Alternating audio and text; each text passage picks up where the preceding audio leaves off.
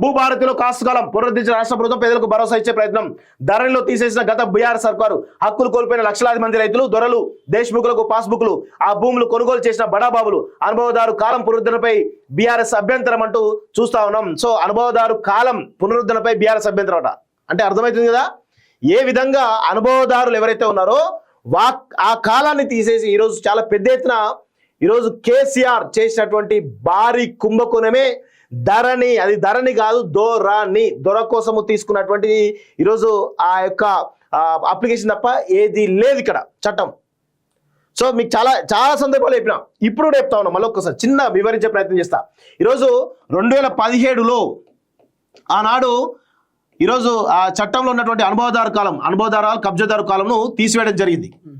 ఆ తర్వాత 2017 ఈ సమయంలోనే ఈరోజు ఆ ఎన్నికలకు ముందు ఈరోజు రైతు బంధు వేయడం జరిగింది. రైతు బంధు ఎవరికి వస్తుంది? డైరెక్ట్గా ఓనర్లు ఎవరైతే ఉన్నారో, ఆ పట్టదారులు ఎవరైతే ఉన్నారో వాళ్ళ అకౌంట్లో పడతాయి. సో ఈ అనుభవదారు ఎవరైతే ఉన్నారో ఆ గతంలో నిజాం కాలం తర్వాత వందల వేల ఎకరాల భూములను తమ పేరు రాయించుకున్నటువంటి దొరలు దేశ్ముఖులు ఎవరైతే ఉన్నారో వీళ్ళందరికీ కూడా అక్రమంగా నిజాం కాలం అప్పుడు వందల వేల ఎకరాలు వీళ్ళ పేరు మీదకి రాయించుకున్నారు.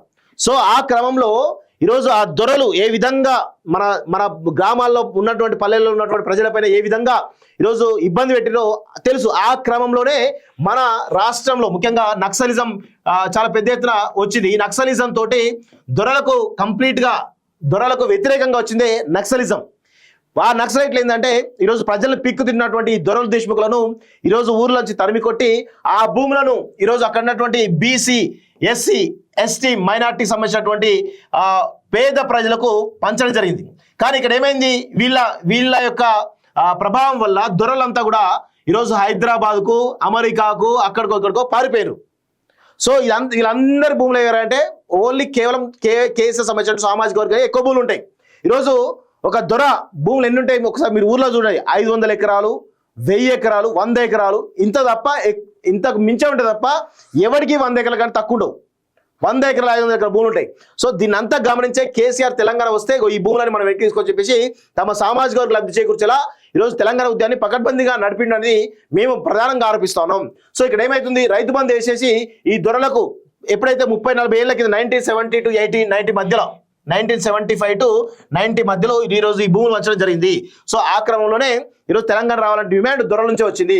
సో రైతు బంధు వేయడం జరిగింది. రైతు బంధు వేసిన తర్వాత వేరే పట్టాదారులు ఎవరుతున్నారు వాళ్ళే ఉంటారు. ఎందుకంటే నక్సలిట్లు భూములు పంచారు కానీ ఆ పట్టాదారుల నుంచి ఈ పట్టా చేయించలేదు పేద ప్రజలకు. సో వీళ్ళందరూ ఏవైతే బీసీ, ఎస్టీ మైనార్టీలు ఏవైతే 1000 ఎకరాల భూములు ఏవైతున్నాయో ఇవన్నీ కూడా అనుభవదారు కాలం కిందనే ఉన్నాయి తప్ప పట్టా కాలేదు.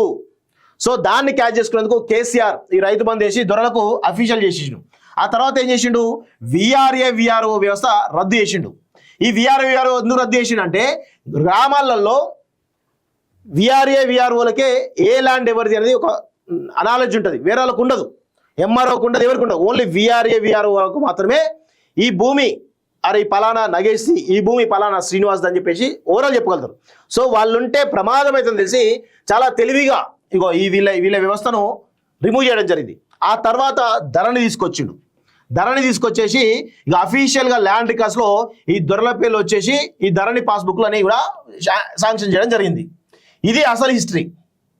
సో అనుభవదారు కాలాన్ని ఏ విధంగా మళ్ళా రేవంత్ రెడ్డి ప్రభుత్వం దీనిపైన ఈ భూభారతి అనేటువంటి చట్టాన్ని భూమి సునీల్ కానీ, కోదండరెడ్డి కానీ, ఈరోజు చాలామంది లచ్చిరెడ్డి కానీ వీళ్ళంతా కూడా ల్యాండ్ ఎక్స్పర్ట్స్ వీళ్ళందరూ కలిసి ఈ భూభారతి చట్టాన్ని తీసుకురావడం, ఆ భూభారతి చట్టంలో అనుభవదారు కాలాన్ని పెట్టడం జరిగింది.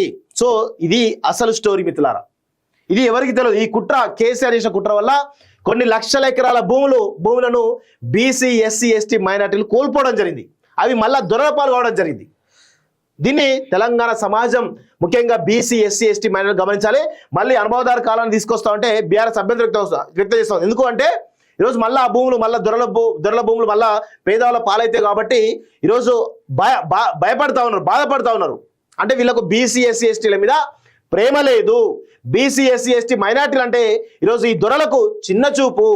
అందుకే వీళ్ళు తెలంగాణకు సంబంధించి ఈరోజు నేను అందుకే చెప్తా ఉంటాను, ఈరోజు ఆంధ్ర పెట్టుబడి పెత్తందారి వ్యవస్థ ఏదైతే ఉందో లగడపాటి రాజగోపాల్ లాంటి వాళ్ళ కంటే ఈరోజు తెలంగాణకు అత్యధికమైన నష్టం చేసింది కేసీఆర్ ఈ కల్వకుంట్ల కాలకేయులు అనేటువంటి విషయాన్ని మనం అందరం కూడా గుర్తు పెట్టుకోవాల్సిన అవసరం అయితే ఉంటుంది మిత్రులారా. ఇలా కొత్త అంశం ఏం తీసుకొచ్చినా రైతు బంధు ఇచ్చేదాకా రోడ్ ఎక్కువ అని చెప్పి అవును, ఇది దాదాపు 2 నెలల్లో ఇది అమల్లోకి వస్తుంది. భూభారతి అవును, వస్తే ల్యాండ్ లైన్ వెళ్ళిపోతాయి అవును, దొరల పేర్ల మీద.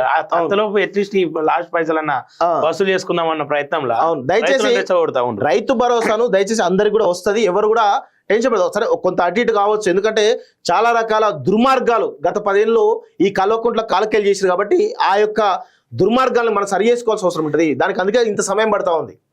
నిన్న ఎందుకు అసెంబ్లీలో ఒక రోజంతా కూడా చర్చ జరిగింది రైతు భరోసా మీద. చాలా స్పష్టంగా రైతు భరోసా ఈరోజు పేదవాళ్ళకు ఇవ్వడానికి రెడీ అయిపోయింది ఈ రాష్ట్ర ప్రభుత్వం. ఖచ్చితంగా కొంత అటు ఇటు అవ్వచ్చు, దానికి ప్రజలు అందరూ కూడా మానసికంగా సిద్ధంగా ఉండండి. కొంత లేట్ అయినా కానీ ఇబ్బంది పడద్దని చెప్పేసి మేము కోరుతా ఉన్నాం. మళ్ళీ నిన్న కేటీఆర్ హరీష్ రావు ఇద్దరు ఛాలెంజ్ చేస్తా ఉన్నారు. ఒక్క గ్రామానికన్నా వెళ్దాం, రైతు ఏదైతే రుణమాఫీ ఒక్క గ్రామానికన్నా క్లియర్ గా అయిందా అని చెప్పేసి. ఇదే ధరని వచ్చినాక ప్రతి గ్రామంలో అన్న సమస్యలు ఉన్నాయి. ప్రతి గ్రామంలో ఉన్నాయి. 2 అంశాల మీద పోవాలి. ఒకటి రైతు రుణమాఫీ ఎంతవరకు అయింది, కానోళ్లకు కారణాలు ఏంది తెలుసుకోవాలి, ధరణి వల్ల ఎంతవరకు న్యాయం జరిగింది. 2 అంశాల మీద పోయే దమ్ము వాళ్ళకు ఉంటుందా? అవును. సో ఇట్లా మొత్తానికైతే కొంత ఎవరు కేటీఆర్ బిల్లరంగలు ఎవరైతే ఉన్నారో కేటీఆర్ హరీష్లు, మీరు ప్రజల దగ్గర పోదామంటే పోదాం, మేము కూడా వస్తాం. మీడియా పరంగా మేము ప్రజలకు వాస్తవాలు చెప్పే విధంగా మేము కూడా వస్తాం. మీరు పోయినప్పుడు రైతు రుణమాఫీ గురించి చేద్దాం, గతంలో ధరణి అక్రమాల అన్యాయాలు ఏవైతే జరిగినో వాటి గురించి కూడా చర్చ చేద్దాం. ఇవన్నీ చేస్తే బాగుంటది. అంతే అయ్యో బాధితులు ఇంత మీడియాలో ఇన్ని పరిచయాలు ఉండి కూడా ధరణి వల్ల ఇప్పటికీ నష్టపోతూనే ఉన్నా నేను. నా భూమి నష్టపోతా ఉన్నా, నేను ఆడనే ఉన్నా, రికార్డులో లేను. అంత అమ్ముకునే పరిస్థితికి వచ్చింది.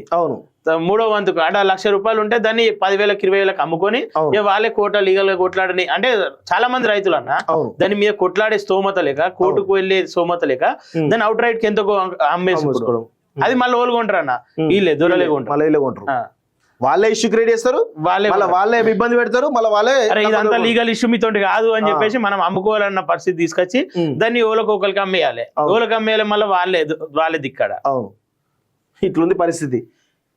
భూభారతిలో కాలం పునరుద్ధరించిన రాష్ట్ర ప్రభుత్వం పేదలకు భరోసా ఇచ్చే ప్రయత్నం.